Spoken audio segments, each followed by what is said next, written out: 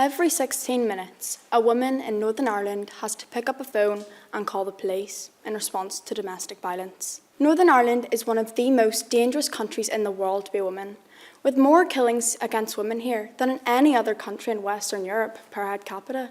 In 2023 alone, there are more than 33,000 reported domestic violence incidents in Northern Ireland. That is 33,000 cases of physical, emotional, and psychological suffering, with 80% of victims being women. Domestic violence against women occurs across a wide variety of communities, meaning that it is such a widespread problem here.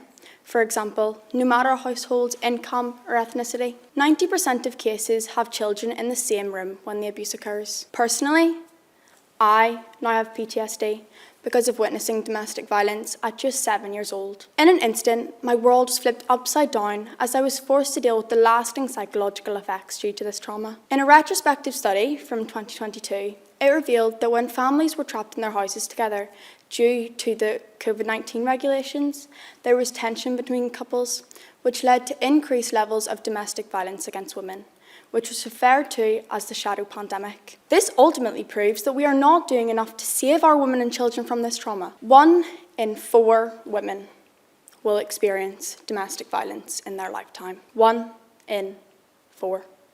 1 in 4! Not only is this statistic terrifying for the women of our country, what about the children? You know, the children who have had to be exposed to this violence and now suffer. You may never truly know who is suffering in silence unless you ask. They could be that happy-looking 13-year-old boy on the bus. They could be that pregnant woman down the street, with 30% of cases starting during pregnancy.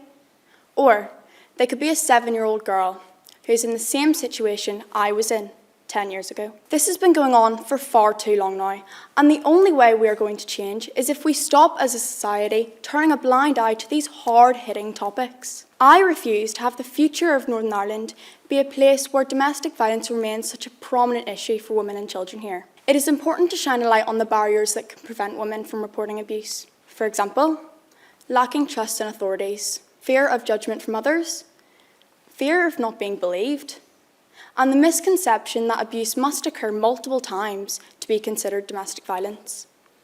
Society has played a key role in crafting those. The Women's Aid charity works towards stopping violence against women and children. I had to stay at an emergency refuge accommodation for 6 weeks as a child, which they provided me. Whilst I'm grateful for the security and safety it gave me, no child should ever need to be housed in a refuge just to be safe. Therefore, when are people going to wake up and start to tackle this problem face on, as there's obviously not being enough done if we are labelled one of the most dangerous countries in the world to be a woman?